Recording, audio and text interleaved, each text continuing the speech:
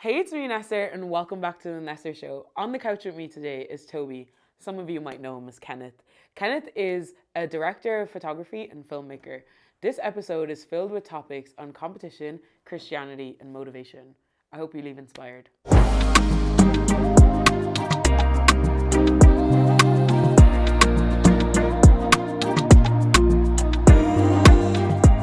Hey, it's me, Nesser. Welcome back to another episode of the Nesser Show. Today I have with me filmmaker and director, I'll take it. Tobi. Let's go.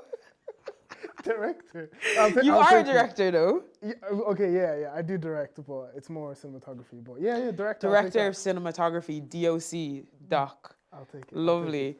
Welcome to the Nesser Show. It's good to be here. I've been seeing my peers on the couch, and I'm like, this is You get comfy. I want to be in there. you wanna grab it. Yeah. But yeah, Tobi, it's great that it's flowing. The Tobi's flowing, but his name is also Kenneth. Yeah. So I might definitely flip between one and two.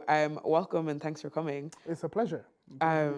Yeah, I feel like this one's gonna be an interesting one for me because we're friends. Okay. So it's gonna be I also want people to understand you. So I might ask a couple of questions that seem like, why am I doing that? But that's for the audience, not for me. Piece, isn't it? Sorry? It's a hit piece. Exactly. There we go. This is our top viewed. No, I'm joking. But let's just start off with you. Take me back. We'll start off with your most favorite memory as a child. My most famous memory as a child. Favorite. God. I said famous. Famous or favorite? Favorite. Oh wait, are you big like that? No. Most favorite moment. I think it was. It's a bit weird. Is it explicit? Can I say what? You can do whatever you want. Okay, it's your story. Okay. I won't go too intense, but basically, me, my brother, and his friend, we're all just walking down the street, and we used to sing this song like "Sex gives you energy," yeah, in the middle of the street, yeah. So we kept singing that for years and years, and then eventually one day we're walking, and then this white man was like, "Shut the f up!" You know when you have sex, you're actually tired. But I don't know why he was vexed. He must have just been having a bad day. But we were just walking, and that was just what happened. Jeez, that's what's happening in the streets of Cavan. No, this was in Dublin. I used to live in Dublin. Oh, really? Yeah, when I was in there. But it was more of a be there moment. Yeah. But yeah, it was probably one of the most just funniest things ever. That is quite funny. I didn't understand even when he said it, what he was talking about. There's no need. He's just having a bad day. And you understand now, innit? Not like that. So as a child, take me through your story. Were you born in Ireland? Did you where did you live first of all? What was family life like for you? Yeah. My life trajectory is quite crazy. I think I'll tell it on a quick note because it's a podcast. I'm trying to get. It's not a podcast. It's a show. So it's a show. We're trying to get through. Yeah. So, but anyway, what kind of happened is I was in foster care for kind of half of my life. So from say 10 to from about 7 to 20. So I'd say give or take half of my life. Yeah. So I'd lived the whole African side and the whole African parents and stuff, but I've also lived another life of living with white people. And I think that's given me a unique perspective on the world, and especially with racism and interacting with white people, or how to kind of beat the white society or whatever people say, or beat racism, whatever. But to go from the start, my mom came from Nigeria here, and it only came to me a couple of weeks ago. I was in the shower, and that's where I get most of my I hear that story. I hear that. It's just white noise, and a thought clicked back to me, and I was just like, oh, we actually were in one of those asylum seekers things. We were living in a hostel. No, like a camper van, prefab. Okay. One of those. Caravan. Yeah. And it hit me because, Snowden, he said something on the podcast. And I was just like, laughing. I was like, you live in the caravan, and I was showering. And then I remember. Yeah. So did I. We're eating single sliced cheese and sandwiches. But I still remember the day we drove off and we went to this new accommodation. But anyway, fast forward. Years into my life, my family all came over and we settled and stuff. But what used to happen was my mom would travel back and forth to Nigeria. She actually brought a lot of black families to Ireland or to Europe anyway. So you could say she's a human trafficker. But or we couldn't. No, joking. But you get what I'm trying to say. Yeah. And what's it called? Legally. Yeah. There we go. Who knows? But anyway, she was given a message by like a pastor or whatever that, okay, you've helped a lot of families and God is grateful, but you now have to sit at home and relax and you your kids. But my mom was a hustler. Like, she not even hustler in terms of like anything bad, but she loves to work and like is so hungry for continuous work. Yeah. But her work time was over and it was time to kind of spend that time with kids and stuff.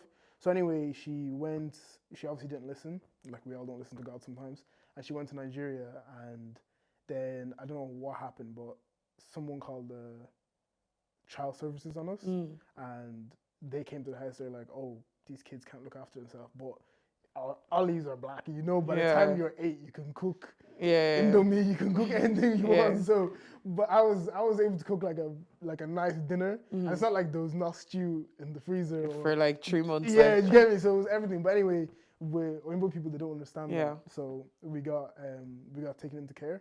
Yeah. And how did that feel? Like, if your mom is there helping other people, spending her time with other people, but I know you're saying like as a child you were able to fend for yourself to a certain extent. Like, did you ever feel before that had happened? Did you ever feel a certain way towards her, like, or yearn for her presence a lot more? No, see, I think it's because I would say I get that more when I was older, but when I was younger, at that age, you're fed information, so you're at those like from 1 to about 10, those are your peak learning stages. Whatever you hear, whatever you see, you that's your reality. You download it, yeah. So how she taught us was to be so independent. So like, if someone comes knocking on the door, or if I need to look after my little brothers, it's like I'm on it. You get what I mean? There's no, oh my God. Yeah. There's none of that. I don't have that reflex. It's more like you've been trained for the worst scenarios possible. So when it does happen, you know what to do. You know what to do. So when they came and they were just packing, like it was literally like I had no emotion. There was no crying. My 2 younger brothers were crying. And then my oldest one was like, okay, I'll take the youngest one. You take the one that's closer to age to you. So there's 4 of you. Yeah. But there's bigger family than that. Okay. But at the time, there was 4 of us there, and those 2 went. We went. And it was just like that. Yeah. And then for years, what developed in me is not being able to express emotion. So, like, crying is not a thing. Anger isn't a thing. Like, happiness isn't a thing. It was just like you're pretty much just numbed. Yeah, numb. Yeah, to anything. So it actually like hindered me in terms of friendships and stuff like that, because I wasn't able to empathize with people. Yeah. My dog died, or my. I'm screaming. Don't make fun of that. Clearly, you still have emotions to work on. But talk to me about your experience in the foster home. I was gonna say if that's okay for you, but you don't feel, so it's calm. No, yeah. But like, no. What was that? What was that like? Like, obviously, I've never lived in a foster home. Like, what's that experience like? Just like objectively. So I was in 2. So the first one was, I'm not gonna say anything bad about them, but it just wasn't where God wanted me. Let's just say that it was not like where I felt the most comfortable or the happiest. But they didn't mistreat us. They didn't beat us. They didn't do anything. It just wasn't where I was meant to be. That's all I'll say. Yeah. But what happened was God blessed us and put us all in the one foster home, which this is not. We're literally foster home in the sense of like, so when you guys were split up, did you go straight into somebody's home, or did you go somewhere else? Straight into someone's home. Okay. So initially you were with a different family. Yeah. So I say family A is where me and my brother were. Yeah. The kind of the 2 similar ages. We were there, and family B was where the youngest and the oldest were. Okay. But they were having the time of their life. I'm not saying that we were depressing, but like, anyway, what happened then was, I don't know, this dude had cancer. He was a foster carer. He's the only foster carer. What is that what you call Parent. Him? No, what do you call them? Foster carer? Foster parent. No, he's like the guidance counselor guy. I don't know what they call them, but go ahead. There's a name for it. I can't remember. let's just call him caretaker. He doesn't live in the A. He just comes and visits and says, "Hey, how you getting on?" Like it's like social worker. So that's the word. Social. Hey, it's me, Nesser. So sorry to stop this episode, but need to take the moment to encourage you to like this episode and subscribe to Culture Shop. Thanks. I don't know what I was meant to say something when I did that. Guys, just watch it. Yeah, so he had cancer. Okay. And while he was battling cancer, he was helping us like with his heart and soul. And anyway, he managed to convince the government to put us all in the one house. They already had 2 foster kids and 2 of their own kids as well. Jeez. So it was a huge house, and that never happens. I think we're only like the only family in Ireland to actually ever done that. Yeah. So yeah, it was just a huge blessing. And then from there, it was weird because I'm eating mashed potato and gravy, and I'm eating bangers and mash, and everything's just mashed potatoes. Do you get what I mean? Yeah. So no jollof rice, none of that. Just different culture completely. Yeah, it was just a complete change, a complete like palate change. So apart from the food, like what was your interaction like with this new family? Like, first of all, tell me about something apart from food that was different about your interaction with them versus what your normal interaction would be with a black family, and then something that was maybe negative about that. So positive and negative experiences. Right. I think with a black family, I'm able to.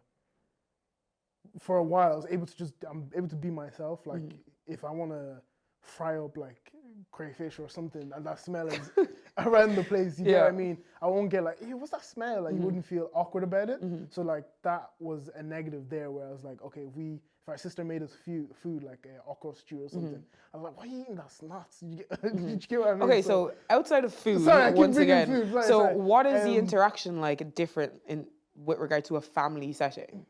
Like what's a daily life thing that is different between a white family or Irish family and an African family? That's very interesting. Like I understand food is a big part of our culture, but the way mannerisms, like the way we interact, things that we do for like entertainment versus, do you know what I mean? Those are different ways of living. Actually, I've actually never thought about it. I would say it's very similar. It's just a slight things that make things different. But as humans, we're actually all quite the same. But I think to answer your question, I think it was how loud we were. We were just always like, give me that yolk, or yay, playing FIFA, like go, do you know what I mean? Yeah. But they're more like, oh guys, can you stop shouting and whatever? And I felt like, even though they don't mean any harm, but I felt like that was kind of like muting us. And like for a while, it was like, oh guys, you have to be tiptoeing around them. Yeah. So it was like, I would say that would be one of the big culture shocks, is like, you actually don't realize how loud your mom was on the phone compared to how they talk. It's like, oh yeah, like. Yeah. Would you say it's more expressive than loud? Like obviously the volume comes into it, but it's a way of expression.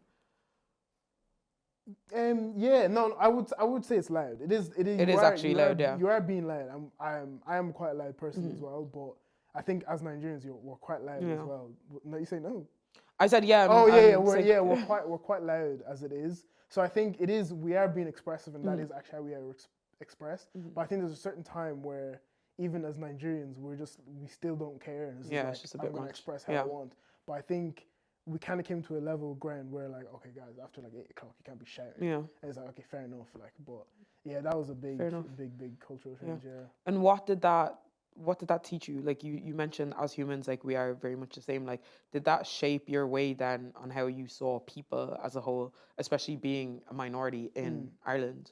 Yeah, it shaped in terms of race, in terms of seeing how they saw us, and they had 2 younger daughters, and of course the mother was warm and welcome and stuff, but it took a while for them to come into like comfortability with us, and it's because they didn't understand us. Like they didn't understand black, they didn't understand boys. Like they were women as well, like they didn't understand boys. They didn't understand what's called why we eat certain things, or why we shower all the time. Like we showered morning and night, and they're like, that's weird, or like, why you just so much, do you know what I mean? All that kind of stuff. So what made me understand is that like we are scared of what we fear. Like we fear what we don't know. Yes, basically. So I think that's where a lot of like racism comes from or whatever. And it's like, not saying they were racist to us, but like a lot of the things is like how they would respond or how it would feel like to a person that's outside the family would be like, oh, like that doesn't feel right or that. And I'm like, it's because they don't understand. Yeah. It's ignorance, but it's like, it's not malicious. Yeah. But the time spent together obviously was able to they were like, balance okay, that. Like jollof rice is actually banging. Do you know what I mean? Yeah. So it's like they're able to see and like, oh, your music is cool. Did you stay with that same family for the whole 10 years? Yeah, stay with them wholly. They're still, she's like my second mom.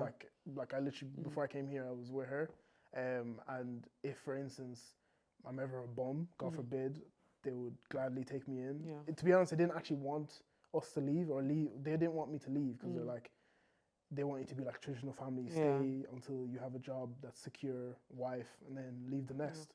So at 20 then you left the nest, but I'm guessing you had communication with your mum at the whole time. So how does it feel to be under somebody else's roof but have, like, a lot of foster kids sometimes may have a negative relationship with their parents, which is the reason why they got put into foster care in the first place. But that's not the case in this scenario. Yours is more circumstantial. How was your relationship with your mom, like your birth mother, versus your foster family? Or was there any way of them coming together throughout that time? Do you mean like, did they ever kind of cross paths? Yeah, like, so obviously, did you have communication with your mom over those 10 years? Yeah. But like, it was very, because like, as I was saying, like I was very much on a level tone of not having any emotions. Having a conversation was like, yeah, it was cool. But then after a while, our relationship started to like, deteriorate isn't the word, but just started to like fade away. So having conversation where it was just like, oh, I'm just talking to, I know she's my mom and like I love her and all, but there's no kind of like gisting or banter. It's just like, hey, how's everything doing? You good? Blah blah blah.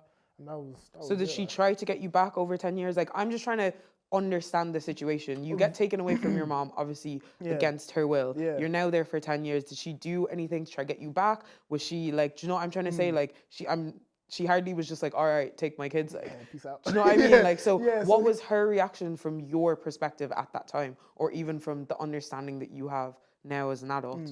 So here's the thing. When we got taken back, they were like, she explained that, oh, like, there's meant to be a minder, camp. There's no minder. But she was like, there's meant to be a minder to look after them, and she just left them. And they were like, okay, we understand. You have like a couple months to come back and like show yourself that you're gonna be here. So she was like, cool, packing up her stuff, dipping. But at the time, I think she was bringing someone over as well, and she got caught. So then they detained her and was like, hey, like, we need to see your papers and stuff. So the time where she was meant to present herself in court or whatever, she didn't show. So the government got full access of us, like full control. So then when she did come and like had lawyers and was doing the battles, like after, you know, those civil battles take ages. So after like 3 years, the lawyer was like, look, I'm not gonna say my mom's name, but look, Jennifer, we can keep fighting this battle and I know we're gonna win it in the next 2 months or whatever, in the next 2 years or whatever. But your oldest son is about to turn 18. From then, your second older son is gonna be 15. And do you see what I'm trying to say? By the time we fought these extra 2 battles, it's a waste of resources and funds. And they'll be able to leave anyway. So my mom was like, actually, look, guys, what do you think? And we all just sat. It's like, yeah, we should just stay. And then I think at that stage, I was coming into God, and I realized I'm actually meant to be here for a reason. There's a reason I'm here. And I don't think that I would have been in the position I am and seen the world how I've seen it if I didn't go through that hardship. So I think, didn't know all that. But I think just to kind of wrap up that side of your life, right? With regard to all of your siblings now, are you guys all over the age of 18 and out of the house? No. So some people are still there. My oldest, so I'm technically still there. Like, okay. I just moved out. Yeah, so like the people, is there anybody that's under 18? Under 18, no. Okay, so everybody has the choice now, and everybody, exactly. But this is essentially your family now. What's your relationship with your mother now? Now that you have a choice, do you know what I mean? That's what I was explaining earlier. Like, it's not, there's no bad beef or hate or whatever. Like, all that is just, I'm not that kind of person. So with me and my mom, it's like, she wants that relationship. And for instance, let me give you a scenario. I was talking about this girl I'd met, and I was just like, oh, bro, like, maybe she could be the one. Like, I think I got a message. Really long gone, but you know what I mean? So I was talking to him about it, and then him and my mom have like a really good relationship. So he was obviously just in passing mentioned it to her, and she was like, oh, she felt away, and then she called me. She's like, oh, like, why don't you have these conversations? I said, Mom, just to be real, we just don't have that relationship like that. And I think you remember the story I talked about in Mackenzie's. No, not Mackenzie's, at the Purpose. Oh, yeah. And I was explaining that we just don't have that relationship. It's not impersonal. We can build it, but like the way you want to go and the way I want to go, I'm not built like that. And how do you envision your relationship with your mother growing from here on out? I hope it does get better, and I hope it does get to a stage where like I'm able to just come to her with anything or everything and anything, because like obviously I'm gonna get married and I'm gonna have kids and stuff, and of course I want my mom and my dad to be in my kids' lives. Like I want my whole family to be in my kids' lives. So that's Well, now talking about you more as an adult, the way I met you was as a content creator when you were doing Piece of Cake podcast. What a time. So as you were growing up, obviously, aside from your actual like developmental stage as a child, like what were the things you started having interest in that led you to get to where I met you? Right. I think I didn't really have an interest in anything content related.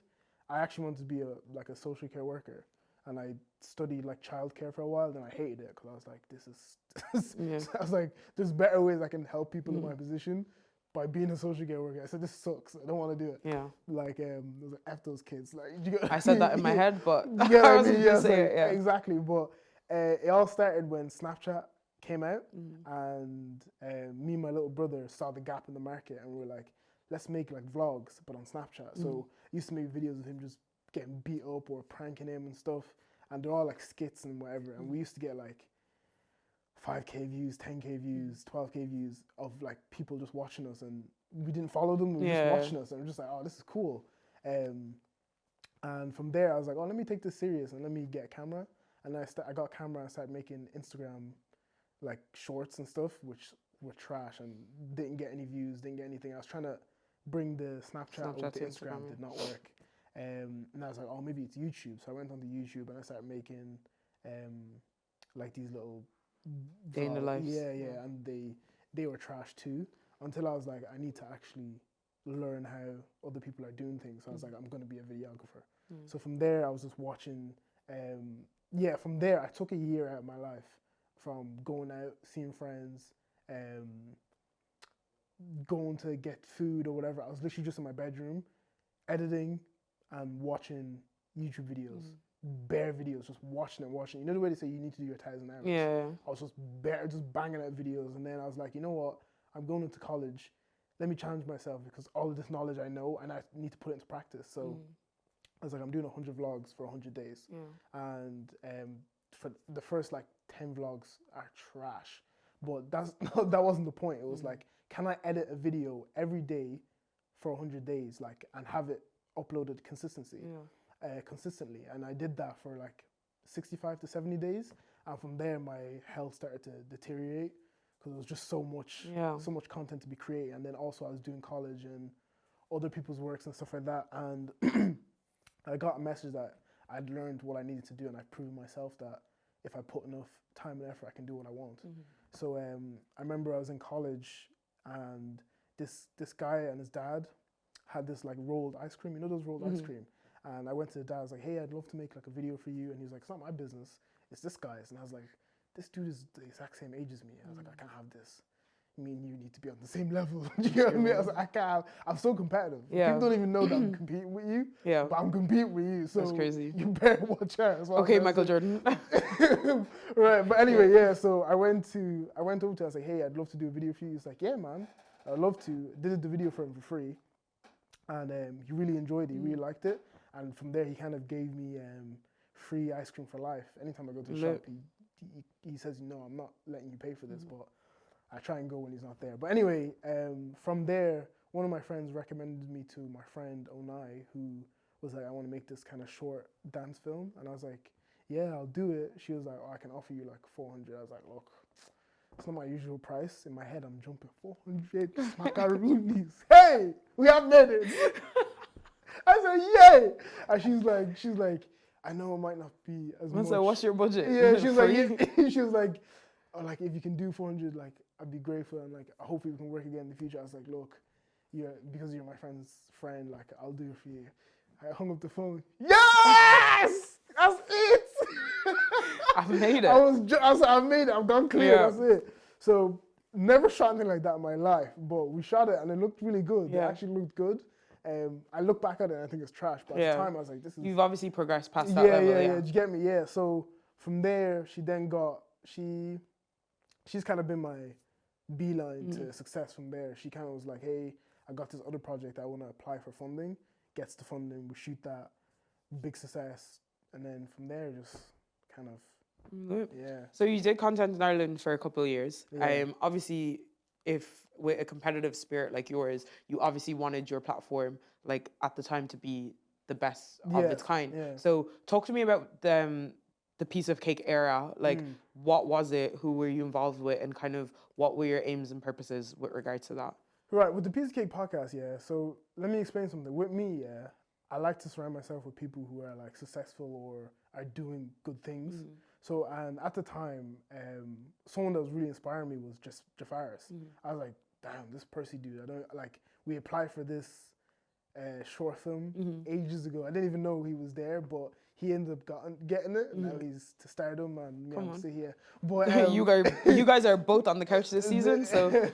But yeah, so I was like, I could have been like Jafaris or whatever. I was like, you know what, I need to speak to him and whatever, and like, for ages, I was like, one day we're gonna meet, and I was like, you know what? Why not actually just make a thing where people want to be on the on the show? You're offering a service. Yeah. So I was like, okay, cool, I'll do that. So then I made the Piece of Cake podcast. So it's piece of cake with a K, as in Kenneth, like my thoughts. Yeah. Piece of my thoughts, like, and I brought my friend Clement on, and we started in our college facilities. They had the stuff there. We shot it during like classes that weren't too important. And then from there, we started getting bigger and bigger people to come on, or just not even bigger and bigger, but just more creative people to come on, because that was the goal. And my goal wasn't to blow it up or be a podcaster. I do enjoy talking to people and meeting new people, but the goal was to meet people and just hear what they have to say and hear how they got to the stage that they're in. And I think, excuse me, after like 20 episodes, or I think 18 to 20, let's just say that, I met, again, I got a message that it's time for you to stop. Like, there's no need to continue doing this. And I held on to the thing that, like, I'm going to continue doing this when I decided to move to London. I was just like, I'm going to continue doing this. And something in me was just fighting me, saying, you shouldn't do this. And I was just like, you know what, I can't kill myself. Let me leave it. And from there, my kind of progression in what I actually wanted to do, which was cinematography and filmmaking, progressed. And I stopped the vlogs as well, pushed me in forward, because you can't split your time into too many things. You're not putting 100% into actually what you want to do. And when I did that, you're gone. So talk to me about that stage of your life. You decided to move to London. Is that 3 years now? 2? Almost 2 years. Yeah. And when you went over, did you have a job? Did you have anything lined up when you went over? Like, no. What was the defining factor for you to go, and how did you feel when you got there? Right. So I wanted to move to. I'm a bit of a storyteller. Just cut me off if you need to. It's okay. You're doing well so far. I wanted to move to Paris. It's just I'm still gonna move to Paris. 100%. I just love the language really.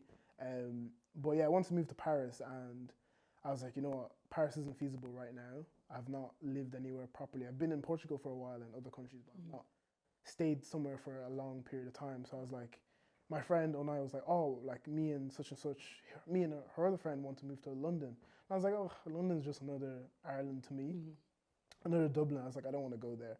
And then all of a sudden, she's talking about it with her friend or whatever, and I'm driving down the road. That's like another moment where you're in the shower. It's just white noise, and just get a message that you need to move to London. And I'm like, oh, I don't want to go. Like, I was like, I'm so booked and blessed here. It was videography work though, but I was like, I'm so booked and blessed here. I'm making a name for myself. I'm doing this, I'm doing that. I have a podcast. I was like, got cool friends. I was like, I don't want to move, like, and then it just kept like getting louder in my head until one day I asked my brother, I was like, what do you think? He goes, bro, you need to go. And I was like, what? This is like a space of a month. And I was like, where am I going to get the money? Like, I don't have a job, don't have accommodation. Me and my friend and I were going back and forth to look for places, but nothing was secured. Yeah. And then literally 20 days before we moved, crashed my car, like literally writ it off, fell asleep as we were like shooting this big project. Crazy. Went into a wall. She had a really bad injury on her leg. Yeah, it wasn't too bad, but like, and I had just like bumps and bruises, and crashed the car. I was like, yay, my life is over. This is my baby. This is Genevieve. I love her. I was like, this is it. Now is there, broken leg, but it's all right, you know. But yeah, when that happened, like, it was like, you know, the adrenaline was in you, and all we could think about is there's 30 grand worth of kit in the back of the car. If this is broken, we need to, I don't know what we're going to do. We need to run, leave the country. But anyway, everything was fine, thank God. We took it out of the house, and then when we put it in the house, it was like, like it just happened. But yeah, so fast forward from there, the insurance paid for the yoke, and that's where I got the money from. Okay, lit. Like, blessing. There's a blessing in disguise. And then from there, we just packed, moved, didn't have any place to stay, living in a hotel for like almost a month. That was tough. It was like a prison, because it was just like you're in this space with someone that like you're friends with, but it's like you need to get away from them as well. And it's like no job, you just living, eating Nando's. You might think eating Nando's every day is good, but it's not. It's just bread and chicken. That's what you're eating at home anyway. Dry rice. But yeah, that was tough. And then from there, everything kind of just fell into place. We got this guy fought for us, a realtor, like a renter, fought for us. He was like, here, gonna get you this place. Got the place, and yeah, that's amazing. Yeah. Some of these stories I haven't even heard, so it's pretty amazing to hear that. So after getting the accommodation, then like, what's your trajectory and what paths did you take to finding your career, finding your feet and what you wanted to do? Yeah, so when I came from Ireland to London, what hit me was a culture shock. It was like, okay, I know people are talented in Ireland, but in London, there's such a huge pool of people that you're like, talent is everywhere. And you feel like a bum. Like I was like, I'm not on it like these guys are on it. Do you get what I mean? It's like a whole different ballgame. When people say, yeah, I'm the best videographer in Ireland, I say, yeah, you be that, because what's going on over there is crazy, not on our level. Do you know what I mean? Like, we're still doing this. Well, I'm actually screaming. That's the gym tree. That's what I used. The day was a DJ. I'm talking more of like a film bit. I said, we're still doing this. While their movements are so slick and like crisp. I'm just like, I'm jealous. I was like, and as I said, I'm competitive. I was like, I can't have it. We need to be on the same level. I said, we need to do something about this. And I worked in this fashion company for like 6 months. From there, I moved to this food company where I worked with like pretty cool chefs. Like I worked with actually, like I edited something for Gordon Ramsay. Working there, I was like, it's still not where I want to be.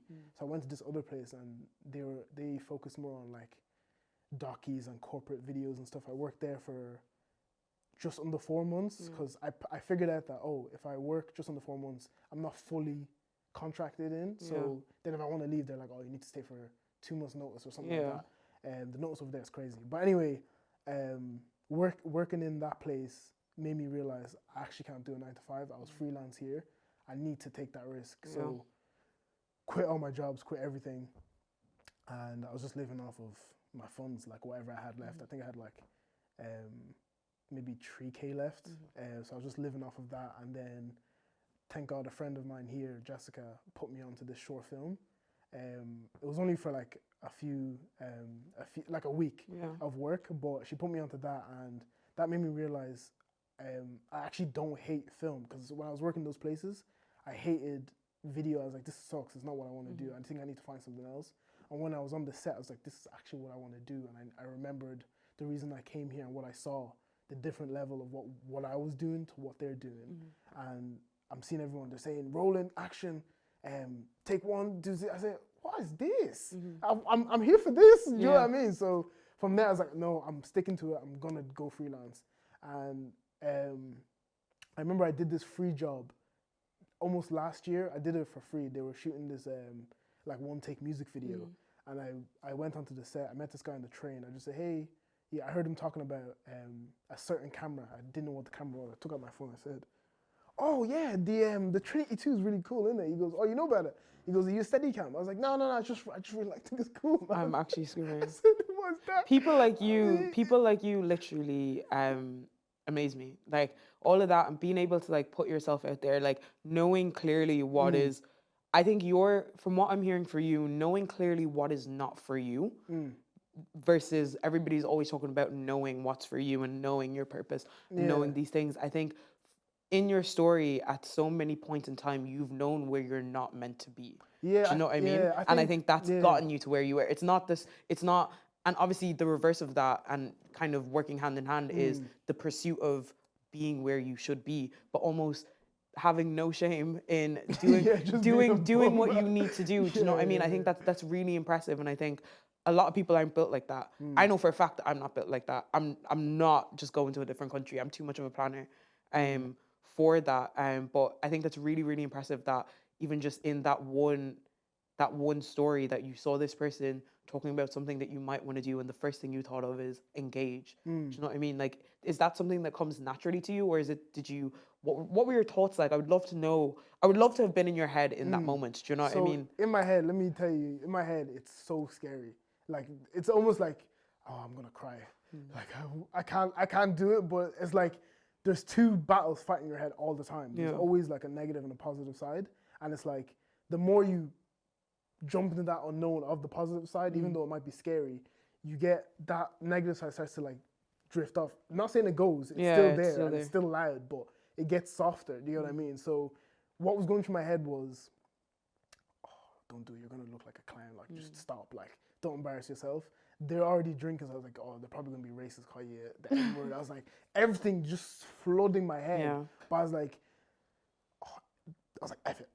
Oh yeah, the Trinity. And he was like, they both looked at me like this. I was like, you're a donkey. What are you talking about? And I thought he was going to start quizzing me. Yeah. But he was just like, oh man, I really like that you just did that. Yeah. And then from there, when he said that, all those negative things are gone. Crazy. Just gone. Because he's engaged in a positive way. Maybe if he engaged negative, he's like, oh, like, mind your business. It might have been a different way. But he engaged in a positive way. And I was like, yeah, like I don't know much about it, but I just really want to be on sets and stuff like that. And I was like, I've been on lower budget things, but I'd like to get on big. He's like, look, I can't promise you that I can pay you in the first time, but if I have something, I'm quite free at the moment, but if I have something, I'll put you forward. It's like, cool. Didn't get back to me for about 3-4 months. He just hits me up one day, hey, there's a music video for Mahogany Sessions. They're shooting this for this new musician coming out soon. Would you be free? I was like, oh, I'm working today. I can't even do it. We have a shoot that day. I was like, yeah, don't worry. I was like, yeah, I'm going to be there. So I called in. I was like, guys, I got something going on today. Like, I'm not feeling well. Going to have to call in sick or whatever. Called in sick, went to the place, worked there. And when I said, something in my head was just like, you need to hustle. You need to hustle. I'm not on the camera team. I'm not in the director team, like the AD team. Like, I'm not on the set or designer team, but so what can I do? I was like, okay, try and make their lives easier. So I was like, cool, okay, I'm on it. Carry in something. Say, hey, where do you want this? They're like, oh, like, okay, over there? Yeah, cool. I was like, anything you need? They were like, we need to get water. I was like, cool, gone. Sprint into the shop back. They're like, you back already? I was like, yeah, man, I got you. They're like, man, sweating. I'm sweating in the while they're giving me. They're like, oh, we need to get the Nando's order. I was like, cool. Like it's just down the road. I'll run and get it. Come on, Nando's. They're like, this kid, like, what's his issue? Like, you know what I mean? So anyway, they're like, wow, like Kenny, you really just helped us out today. Like, I know we can't pay you, but thanks for coming out. Just anything else, we'll give you a shout. That was it. Didn't hear anything from them for about a year. And then one day, one of the assistant directors was like, hey, we have this music video for this Christian artist. Oh, I thank God for that day, because the work was hard, but like the way I was talking to this Christian artist, his name is Lonnie Rose. amazing. If you want to hear beautiful music that's not praise, he's your guy. Like, he's really good. But yeah, I went on his set and the guy gave me a job, but the job was like for like 25 quid for 2 days work. Again, I took work off. I said, let me just see where this takes me. And then after, that was what the tipping point was. Yeah. From there, I think after 8 months, he calls me and goes, hey man, would you be interested in doing first assistant director? And I was like, yeah, like I do that. Like, I don't know what that is. Yeah. I'm looking up as he's saying it. Yeah. He goes, yeah, it's for JO or something. Yeah. And I was like, oh, like, I don't know who that is, but like, he goes, yeah, it's like, it's not a big rate, but we can pay you. I said, yeah, bro, look, I'll help you out, man, but I'm quite busy at the moment. Don't actually call me. I'm jobless. I'm jobless. You are crazy, man. I'm jobless. He goes, yeah, just be there on this time. Yeah. He goes, but it's like a small rate, so like, we need to try and get you, can you get up there, like, taking transport? I was like, yeah, don't worry about it, like, transport, like, I'm helping you out. Yeah. Ended up booking a taxi, that ate into my rate as well. Yeah. But anyway, got on the set, and then God is good. God is so good. Amazing. I'm on the set. They're like, okay, Kenny, what are we going to shoot first? I'm like, what the heck does that mean? What do you mean? Why what is the order? Yeah. Just shoot the way the thing should be shot. Like, sorry, just shoot the way the thing should be edited. Yeah. But if you were to do that, you're going to waste so much time because you're like, oh, let's set this up. And then you have to set this scene. Because let's say there's a blue scene, a red scene. Yeah. Why would you shoot one of the red scene and then go blue scene and then go red scene? Just shoot all the red. But it wasn't correlating in my head. I didn't understand that. But I just remembered my friend Jessica that put me onto that short film almost a year ago. I was an assistant director, and what about me that I love and what God's gift to me was the gift of what's the word? Gift of peripheral vision. I don't even know if that's the word. Like, well, if I'm talking, I ain't never seen that word in the Bible. If I'm talking to you, I'm seeing what these guys are doing. 100%. So you could be texting. I'm like, okay, this guy's a joke, man. He's just texting through the whole thing. I'm not saying that that's what you're doing, but do you know what I mean? So while I was doing my job, I was watching the first assistant director on the feature on her film. Set, yeah. It's a feature. So he was saying, guys, we're gonna shoot this in this order and blah blah blah. And can we get this? Like, he was very stern, but he was polite and whatever. And I was like, okay, guys, we need to do this. We need to do this here. And they loved me. They're like, wow, man, you brought in good vibes. And also, I brought that African side of me too, guy. Okay, Jay, ready? Action! You know what I mean? Please, I need energy. You get like shouting and whatever. And but you're bringing vibes as well, you know? I was bringing vibes, and then what also was like, that runner job I did, what they really liked was that I was able to just carry things without saying things. So as a first assistant director, you shouldn't be carrying stuff. You're basically like director as well. Yeah. So I was still helping the gaffer and the camera guys, and they were like, wow, you're one of the most helpful ADs ever. And I was like, yeah, like, because what I was thinking in my head, if I want people to move faster, I also need to be showing that it's not that I have to lift everything for them, but I also need to be shown that I'm willing to do the hard work that you guys are doing. Because AD's job is quite chill. I'm just shouting until like time comes into it. But yeah, so from there, I'll just say I was just gifted. I ended up working with like Porsche, as I said, like Gordon Ramsay, a music video with KTB. I don't know. Do you know who I'm talking about? I think I've seen the video. I think it's not out yet. But which one did you? There's one you put out recently, on your story. Who's that with? Oh, I can't remember. Oh, I don't even know. But yeah, I ended up working with. I'm just naming some. Yeah. I'm name dropping here. But yeah. So just that's just life. That's lit. It's nice to kind of hear your journey, but also your learnings through that, in the sense of, I mean, you haven't really given any tangible information for anybody who wants to be a director, but it doesn't seem like your trajectory was like that. It doesn't seem like it's a textbook trajectory. Do you know what I mean? Yeah. You've mentioned kind of spirituality and God a lot of the time. Like, what has your relationship been with God throughout this whole time? Like, you mentioned from a very young age. It was something like, obviously we're all brought to church and say, praise the Lord, everybody shout out. You are so annoying. So you go there, you get late, you eat your rich tea, you go home. Sometimes they bring jollof in it, that's it. But from there, it wasn't like a strong relationship. We prayed with my mom and stuff. But then when I went into foster care, I was like, why would a God do that to me? So kind of went distance away from him, but I always knew he was there. But I was like, joke man is just taking non-active relationship. Yeah, I was like, you're a joke man. Why? How would you bring me through? God, you're not a joke man. No. But I was like, how would you bring me through that? But it was only through actually realizing why I had to go through that is when my relationship started to build. I remember just all the emotions just coming to me at once. I was just crying. I was like, why am I crying for? And then I remember I was like, you know what, let me just give this God thing a chance. And I was just praying, like, Lord, like, if you're actually there and you're been there with me, just like prove it to me, show me something. I remember I was just kneeling down, crying, sobbing. It was an overcast day, like today, but I crap you not, just a little part of the sky parted, and a sun ray just hit me on my shoulder. Crazy. And it felt so warm, like a hug. And from then I knew, okay, things need to change in my life. But it's not saying that everything was happy, it was good in that moment. I just knew there's work needs to be done and things need to change. Yeah. What's one experience that God has gotten you through or like taught you since that moment? That it's a Bible verse I live by. It's John 13:7. I'm paraphrasing, by the way, but you don't understand what is going on, but later you will understand.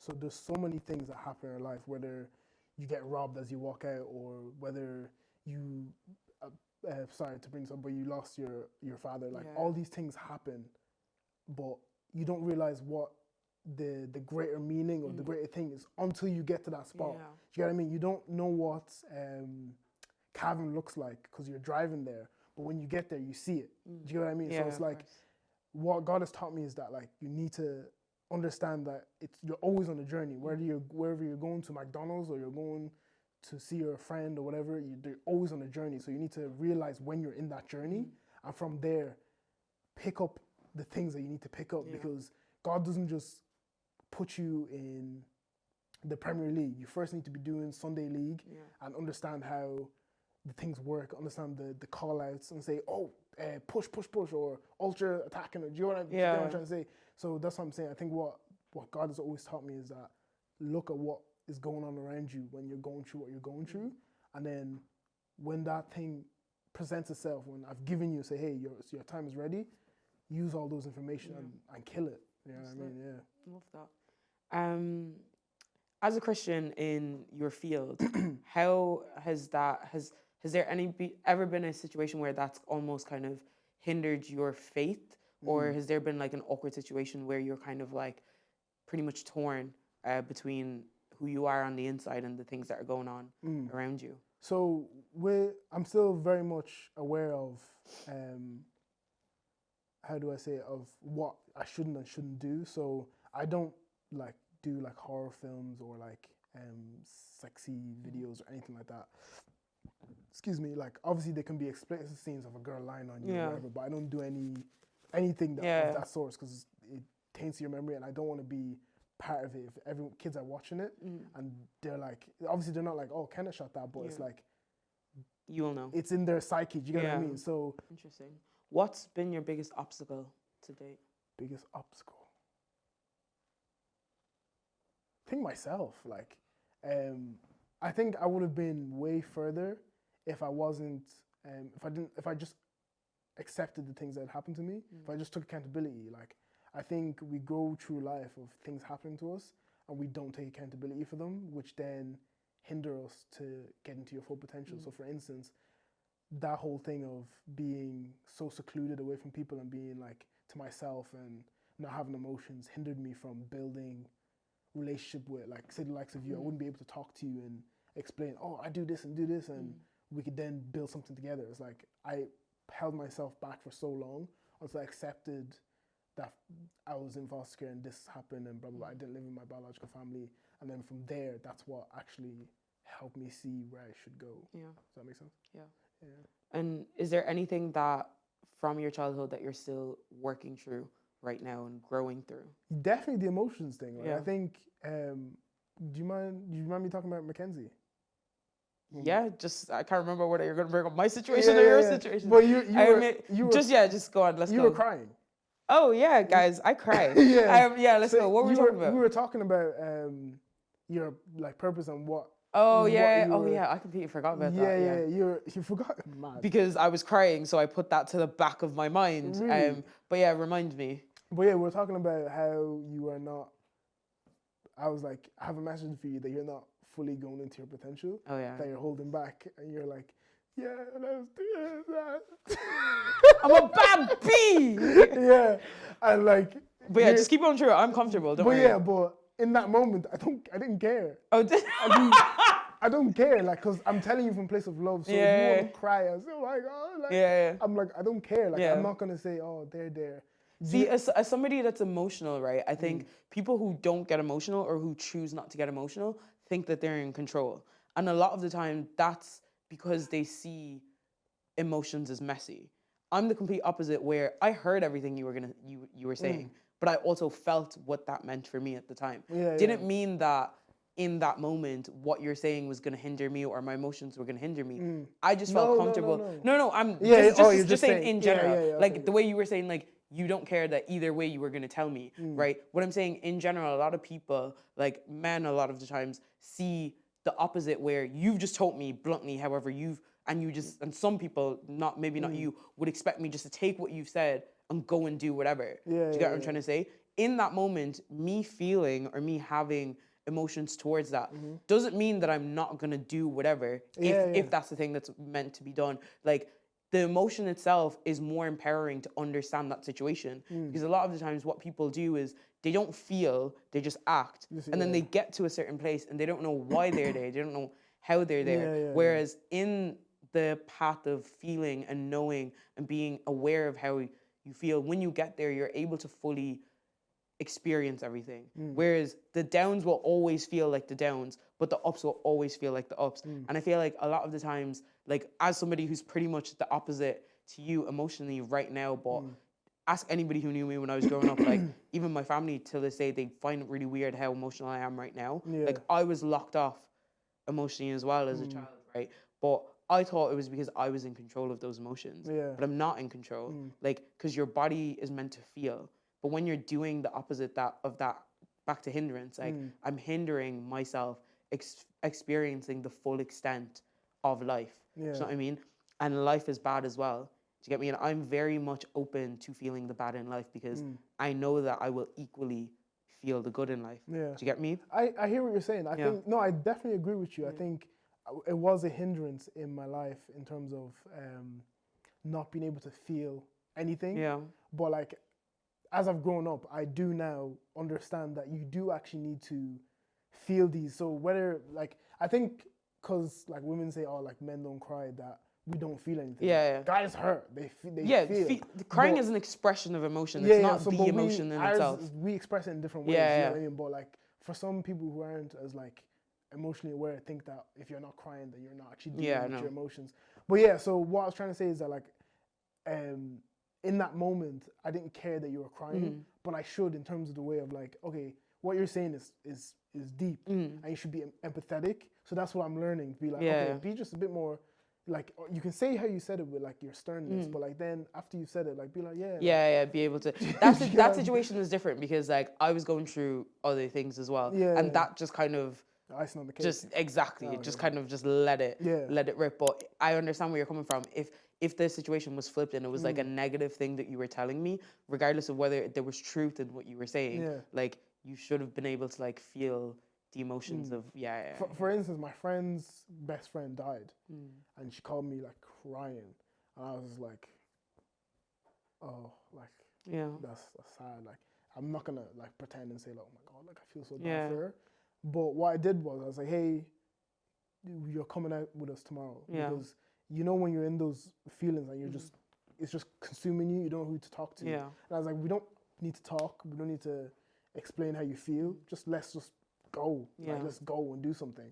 So we went, just chilled out for a while, went to the cinema, we were watching Avatar, the dragon fell, so just, oh my God, like, it was just coming out. And then when the thing finished, we just sat on the tear, she was crying, and I was like, it's good to cry when you're around people, be comfortable and stuff like that. And it's like, so I'm a lover. I'll help you and make sure everything's good. I think you understand it, you just don't express it. Is that what I'm getting? No, it's not even that I'm not expressing it. It's that, like, why are you crying? Like, but like not in a bad way. It's like, yeah. Like, okay, I know this is bad, but like, okay, I think it's like, I don't understand how you're expressing it that way. Yeah. So let's say someone died for me. Yeah. I'd be like, damn, that's so tough. And I'd be like, okay, I need to go to the gym. I'll bang at gym, boxing some, and like, go for a run. For instance, I'd go for like a run, like a just really long run. Just keep running, and that would be a way for me to express it. And when she was crying, it doesn't resonate with me. Even like my friend, like she's very emotional as well, and she'd be crying over the smallest things at work, and I'm just like, I can see the. But you know what it is though. A lot of the times, I don't know about you, right? And because I'm not going to speak on something I don't know, but I will say that in the expression, you grieve that thing and you leave it there. A lot of the times, people like your species will do all of those acting because yes, it's a way of expressing, but unless you feel it, you don't feel it, and that has to come out some way. That's what I'm saying. I think that's what I think that. What I'm saying is that. Even though you do that, you may feel it while you're doing that. A lot of people will still go gym and not feel it, and it's gonna slap them up somewhere else. I get what you mean. Do you get what I'm trying to say? Like, it has to be expressed. Yeah, no, that used to happen where I would go to the gym and like I'm just angry. But when I'm going there, I'm actually thinking about what's happening. I'm processing it. So I think that yes. Feel your emotions. This goes out to the men actually. Feel your emotions, but like don't let them consume you. Yeah. So I think you can be annoyed about it, let it beat you down, but like don't let it hold you down. And that's 100%. We got there in the end. Yeah. But what's now for you? Like you recently did that Brown Thomas ad, and I think in Ireland everybody was like very much impressed with the outcome of it all. Obviously, being able to for anybody who doesn't know, Brown Thomas did. Explain your work. For anyone who doesn't know, as Nesser was saying, Brown Thomas did a campaign for Black History Month where we kind of expressed just cool creatives in the scene, but it wasn't. I pitched to them actually to explain. I pitched them as like, I'm so sick of seeing, oh my God, we're going through terror, and like Black people are suppressed. That's the word. They're oppressed. Oppressed. Yeah, sorry. English is not my first language. And they're oppressed and like we're downbeaten. I hate that narrative. So I was like, I want to make something where it's just about being a creative. It's not about being black. Do you know what I mean? So Black History Month does not actually have to be like, to me, Black History Month sounds crazy. Why does every other race get a year and we're getting a month? I actually hate it. So, but like, am I gonna capitalize on it? 100%. Yes, so I went to them and say, hey guys, I think we should do something where it's just fun and like doesn't talk about your struggles or anything, like put that in the past and like show how cool we are and how brilliant we are. And Black people are so talented, do you know what I mean? So I wanted to show that and we did that. I felt like a few people weren't happy that they didn't get the call out. I'm unhappy that you messed up the dates and then I ended up not being able to be on it. You called me before, remember? Yeah, I said, put me in your prayers, we're going to get this. This guy was like, yeah, we're doing this. I'm going to have you here. You're going to be doing this. Man changed the day like 3 times. I ended up being free on that day. And it wasn't my fault. It was Brian Thomas.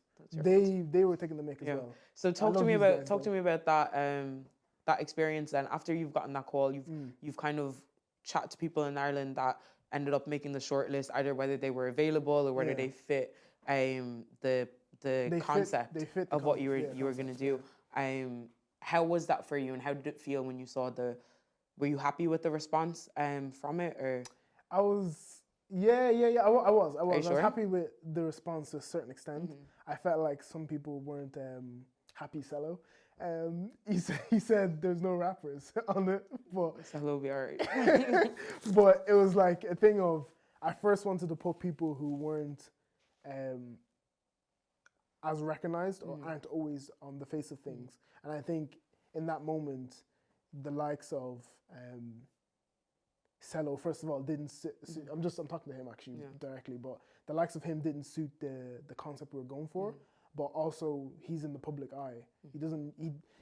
Like it's always. He was gonna get. He's getting his own type of things. Yeah, exactly. When the likes of like my friend Sean, Tommy from Where Your Head At. Yeah, Where's Your Head At?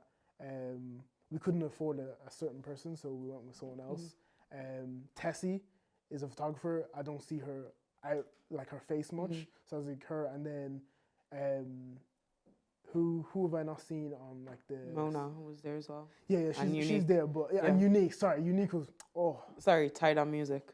But her Simone was just amazing as well. So I felt like I was really happy with the group that I picked out. I think if I was to do it differently, I'd need people who are a bit more confident in front of camera. I had these conversations with them, but in terms of how it came out, I'm happy. Let's say like 75%. Yeah. The other 25 was just improvements. And just looking at it, I'm saying like I could have done this if we had more time, all this kind of thing, you know. So what's next for you? Obviously you were working on the JO video recently. You met Coyle Ray. You were on set with Coyle Ray. What else is? And obviously we forgot like you shooting for 90s Baby Show. And then being there on set when I interviewed them as well. So obviously living in London, pretty much established now. I'm not established. You're establishing yourself. How's that? Yeah, it's good. I think what I saw there was that like why I'm in Ireland. I'm not going to be there for. It's why I was in London was just to soak up information and grow on like an exponential rate instead of being here and being more staggered. But like I'm not planning on living there. Like London is cool and stuff, but that's not where I was raised. It's not where I want to give back to. Like obviously I'll give back in terms of work there, but like where I want to give back to and bring people on and give them the stepping stone that maybe we didn't have, because we're doing it from scratch. So having that stepping stone for people who are younger and say, hey, like I want to get into film, or not even film, I want to get into like a financial way. I want to be that person that's able to bring that. So we did it. We made Lost Boy Studios, our own production company. Brian Thomas was our first major client.